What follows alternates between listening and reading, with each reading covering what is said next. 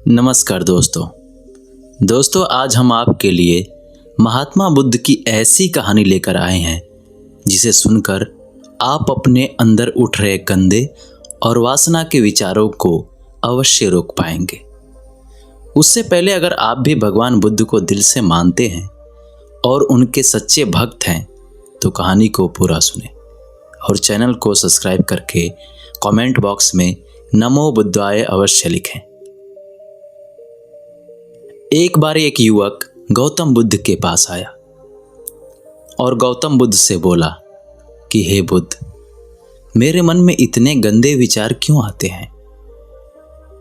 मैं नहीं चाहता कि मेरे मन में गंदे विचार आएं, पर मेरे मन में हमेशा काम वासना के विचार चलते रहते हैं और मैं इनके बारे में सोच सोचकर बहुत परेशान हूँ। मेरी ऊर्जा और समय ये सब सोचने में ही नष्ट हो जाता है और इन सब के विचारों की वजह से मैं कभी भी शांत नहीं रह पाता और मैं हमेशा ही स्त्रियों को देखकर मोहित हो जाता हूँ, अपने आप को रोक ही नहीं पाता। बुद्ध मुस्कुराए और उन्होंने उस युवक से पूछा, क्या तुम्हें पता है ये काम वासना होती क्या है? फिर उसने उत्तर दिया और कहा, बुद्ध, मैं ये तो नहीं जानता कि काम वासना होती क्या है, पर हाँ, ये जो भी है बहुत बुरी चीज़ है।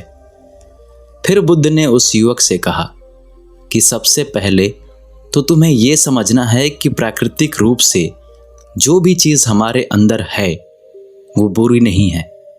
हमारे जीवन में उसकी कुछ ना कुछ ज़रूरत है।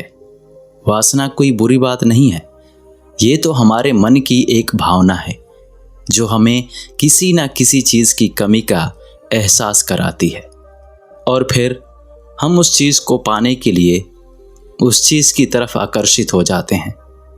जैसे अगर तुम्हारे पास धन की कमी है तो तुम में धन पाने की वासना उत्पन्न हो जाएगी। तो वासना कुछ और नहीं, बस एक प्रकार की कमी है जो कि एक प्रकार की ज़रूरत का एहसास है और जब ये ज़रूरत शारीरिक हो तो हम इसे काम वासना का नाम देते हैं। युवक ने गौतम बुद्ध को कहा कि बुद्ध, मुझे काम वासना का मतलब तो समझ में आ गया, पर आप मुझे ये बताइए कि ये आती कहाँ से है और कैसे आती है। बुद्ध ने कहा कि काम वासना कहीं से आती नहीं है, ये तो हमारे अंदर ही होती है और इसका होना तो ज़रूरी भी है, तभी तो मानव जाति का विस्तार होगा। युवक ने कहा, जब ये हमारे अंदर ही है और ज़रूरी भी है तो फिर लोग इसे गलत क्यों बोलते हैं। बुद्ध ने कहा कि यही तो समस्या है, लोगों ने काम वासना को गलत तरीके से सोच लिया है, इसे छुपाने की, दबाने की कोशिश करते हैं। काम वासना गलत नहीं है, बल्कि काम वासना का गलत तरीके से प्रयोग करना गलत बात है। लोग जिससे प्रेम करते हैं बस उसी के लिए जीने लग जाते हैं, उसे पाना ही अपना मार्ग बना लेते हैं और उसी के बारे में हमेशा सोचते रहते हैं, पर यह सब गलत है। बुद्ध ने युवक से कहा, क्या तुम्हें पता है कि जानवरों में भी काम वासना होती है? युवक ने उत्तर दिया, हाँ बुद्ध, जानवरों में भी काम वासना होती है, क्योंकि जानवर भी तो आखिर अपने वंश को आगे ले जाएंगे। बुद्ध ने कहा, तो फिर हम जानवरों के काम वासना को गलत क्यों नहीं कहते? युवक ने कहा, मुझे नहीं पता महात्मा, आप ही मुझे बताइए। गौतम बुद्ध ने कहा कि जानवर अपनी काम वासना का प्रयोग आनंद प्राप्ति के लिए नहीं करते, वो तो सिर्फ संतान उत्पत्ति करने के लिए काम वासना का उपयोग करते हैं। जानवरों को प्रकृति ने इतनी समझ दी है कि वो काम वासना को अपने सुख का आधार बना सके। मनुष्य अपनी समझ के बलबूते पर प्रकृति में पाई जाने वाली प्रत्येक वस्तु को अपने सुख के लिए प्रयोग करता है। हम इंसानों ने ही काम वासना को अपने सुख का साधन बना लिया है, जबकि प्रकृति ने तो हमें अपने वंश को आगे अग्रसर करने के लिए दिया था, लेकिन इंसानों ने इसे अपने जीवन का परम लक्ष्य बना रखा है और इस तरह से काम वासना का आ जाना गलत है। युवक ने पूछा, महात्मा जी, ये काम वासना हम पर हावी क्यों होती है? क्यों ये हमेशा आ जाती है? तब गौतम बुद्ध ने कहा कि सुनो, अब जो मैं तुम्हें बताऊंगा उसे तुम ध्यानपूर्वक सुनना। काम वासना का सारा खेल तुम्हें समझ आ जाएगा। तुम्हें तुम्हारे सारे सवालों का जवाब मिल जाएगा। बस तुम्हें ध्यान से सुनकर समझना है। एक बार की बात है, एक आश्रम में गुरु और उनके शिष्य रहा करते थे, जो रोजाना आश्रम के बाहर स्थित गांव में भिक्षा लेने के लिए जाते थे। उस आश्रम का एक शिष्य जिस गांव में भिक्षा लेने जाता था, उस रास्ते में एक नदी मिलती थी। एक दिन उसने देखा कि एक युवक वृक्ष के पीछे छिपा है। वो उस युवक के पास गया और उससे जाकर बोला, भाई, तुम इस वृक्ष के पीछे छिपकर क्या देख रहे हो? युवक ने कहा, अरे, तुझे नहीं दिख रहा है क्या? मैं क्या देख रहा हूं? तब शिष्य ने नदी की तरफ देखा तो वहां पर कुछ युवतियां पानी भर रही थी। तब उसने उस युवक से कहा, अरे भाई, वहां पर तो युवतियां पानी भर रही हैं, इसमें छिपकर देखने वाली क्या बात है? तब वो युवक शिष्य की तरफ देखकर उससे कहता है, अरे पागल, तुम्हें दिखाई नहीं दे रहा है क्या कि कैसे ये परियां नदी से पानी निकाल रही हैं? जरा उनकी अदाओं को तो देखो, उनके कोमल शरीर को तो देखो। उनकी पतली कमर मटके को उठाते समय बल खाती है और उनके बाल उनकी कमर पर कैसे लहरा रहे हैं, मानो सुंदरता बिखर रही हो। शिष्य ने फिर नदी की तरफ देखा और इस बार वो उसे देखता ही चला गया। अभी तक तो कुछ भी नजर नहीं आ रहा था और वो बिल्कुल निर्भय था। उसे किसी भी बात का कोई डर नहीं था। लेकिन अब वो छिपने लगा और उन युवतियों को देखने लगा। और जब वो छिपकर उन युवतियों को देख रहा था, तभी वो अचानक अंदर से कांप गया और उसने कहा कि ये मैं क्या कर रहा हूं? मैं जो कर रहा हूं वो सही नहीं है। मुझे यहां से चले जाना चाहिए। और फिर वो जल्दी से वहां से चला गया। वो आश्रम पहुंच जाता है और जाकर वो अपने कार्यों में लग गया। लेकिन जो अभी वो देख कर आया था, वही उसकी आंखों के सामने बार बार आ रहा था। उसके मन में वही दृश्य चल रहा था।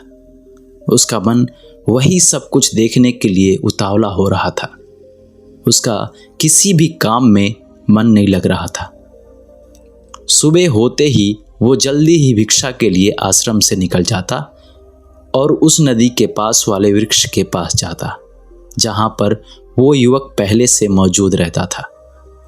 उसके साथ मिलकर युवतियों को छुप छुप कर देखता था। अब वो रोज ऐसा करने लग गया। ये उसके रोज का काम हो गया। अब उस शिष्य का मन किसी भी काम में नहीं लगता था। वो हमेशा ही किसी ना किसी प्रकार के विचार में उलझा रहता। वो आश्रम के कार्यों को भी ठीक तरीके से नहीं कर रहा था। ना वो ठीक से सो पाता था, ना वो ठीक से खाना खा पाता था। उसका मन बेचैन सा रहता था। उसका मन बार बार उन युवतियों के सौंदर्य को देखने के लिए ललायित होता रहता था। जब गुरु दीक्षा देते, तब भी उसका मन कहीं और विचारों में खोया रहता था। गुरु ने अपने शिष्य की इन हरकतों को भांप लिया था। तब एक दिन गुरु ने शिष्य को अपने पास बुलाया और कहा कि आज से मैं भी तुम्हारे साथ भिक्षा मांगने चलूंगा। तुम और मैं साथ साथ भिक्षा मांगने चलेंगे।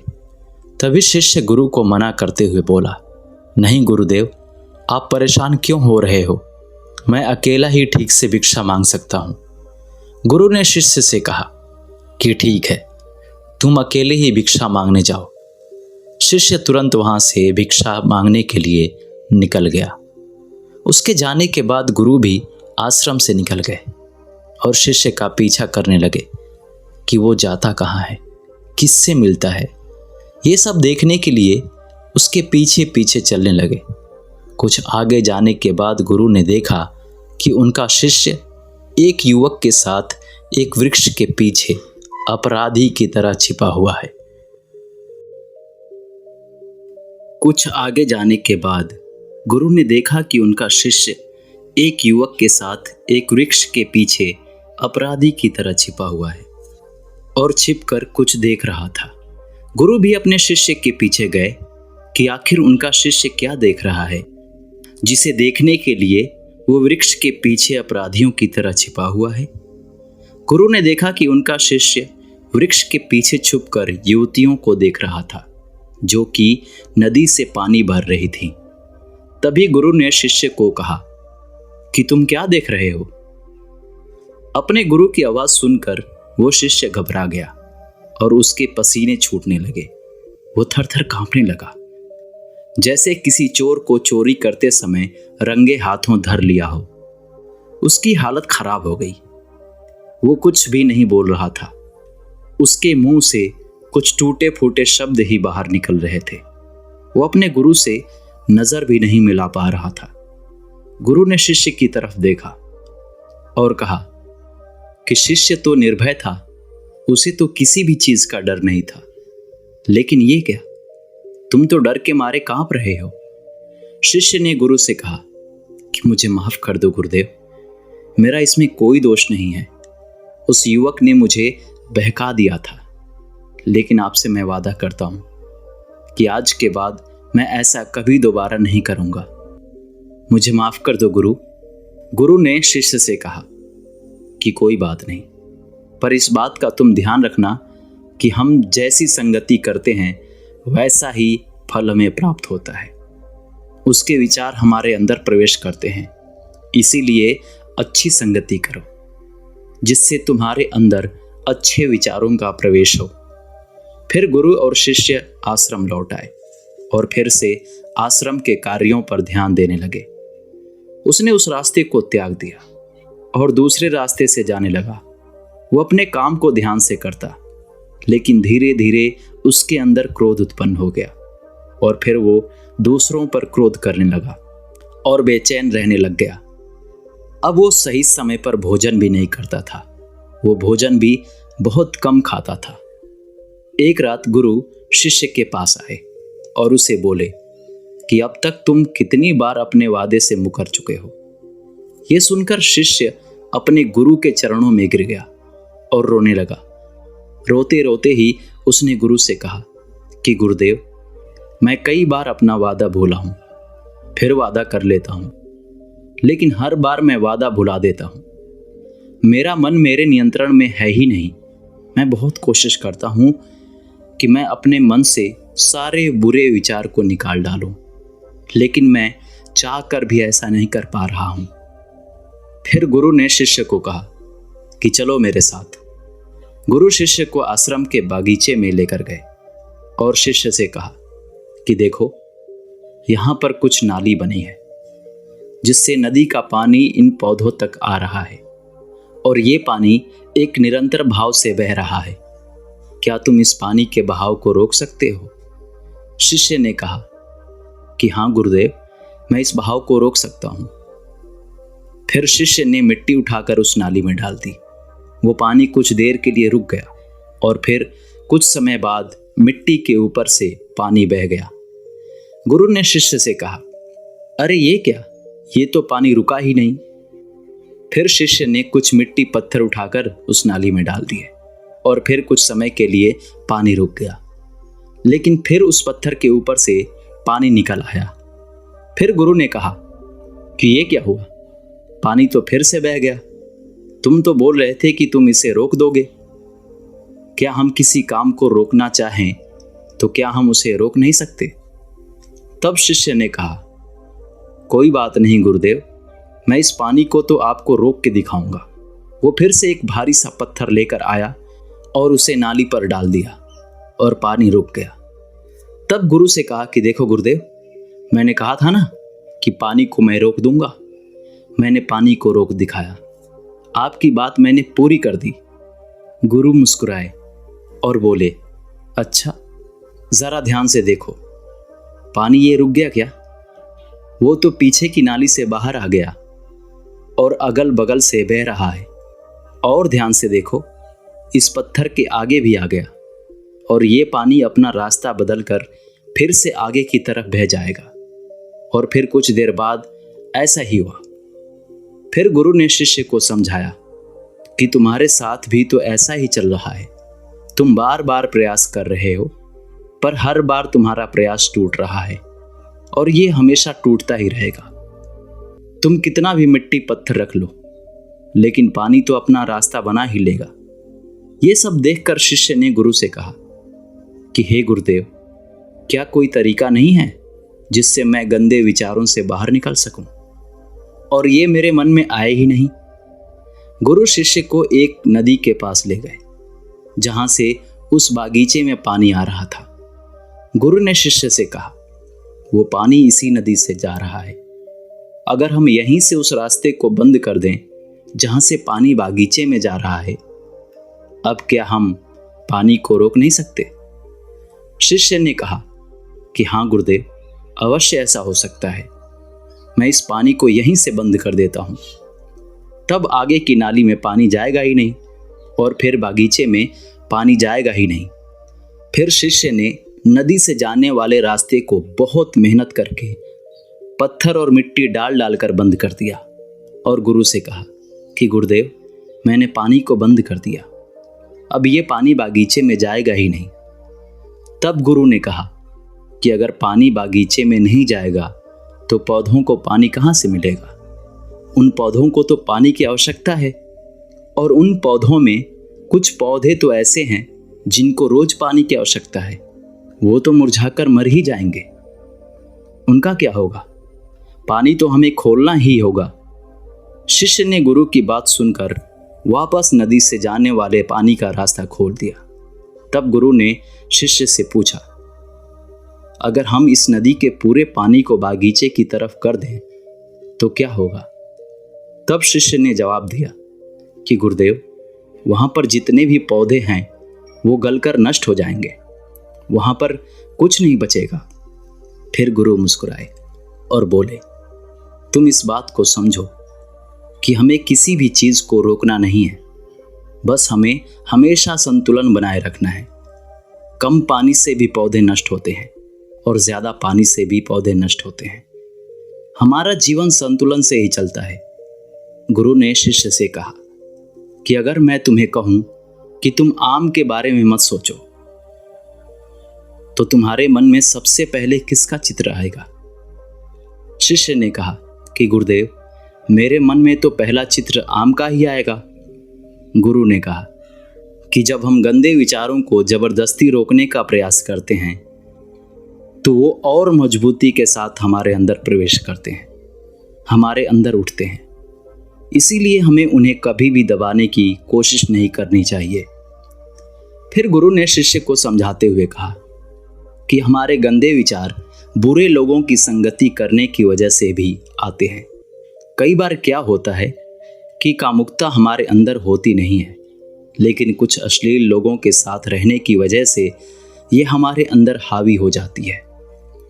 फिर शिष्य ने कहा कि गुरुदेव, आप सही कह रहे हैं, मैं अपने मार्ग से भटक गया था। फिर वो शिष्य उस रात बहुत ही चैन की नींद सोया। सुबह अपने कार्यों को पूरे मन से किया और फिर सुबह वो भिक्षा लेने के लिए उसी रास्ते से गया जहां वो युवक आज भी वृक्ष के पीछे छुपकर उन युवतियों को देख रहा था। वो शिष्य नदी पर गया जहां वो युवतियां पानी भर रही थी। उसने उनसे पानी मांगा।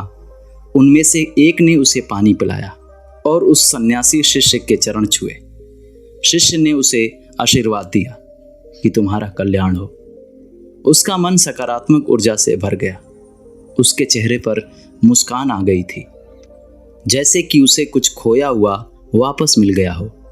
वो वापस अपने रास्ते से जाने लगा। तभी पीछे से वो युवक आ गया जो वृक्ष के पीछे छुपा हुआ था।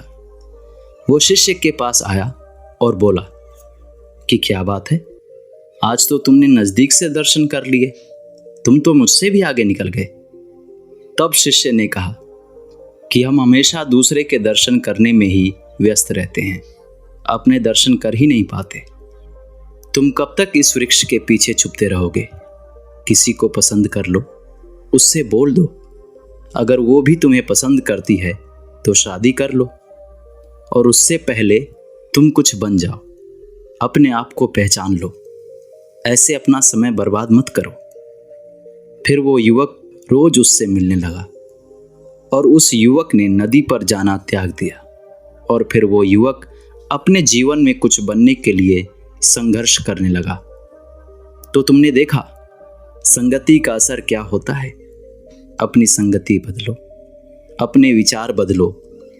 बुद्ध ने युवक से पूछा कि क्या तुम्हें सारे सवालों का जवाब मिल गया? तब युवक ने कहा कि हाँ महात्मा जी, आपका बहुत बहुत धन्यवाद। तब गौतम बुद्ध ने युवक से कहा कि जब तुम्हारे मन में गंदे विचार आएं, तब आप अपने आप को दोषी मत मानो। केवल उन विचारों में संतुलन बनाने का प्रयास करो और अपने आप को पहचानो। बहुत बहुत धन्यवाद।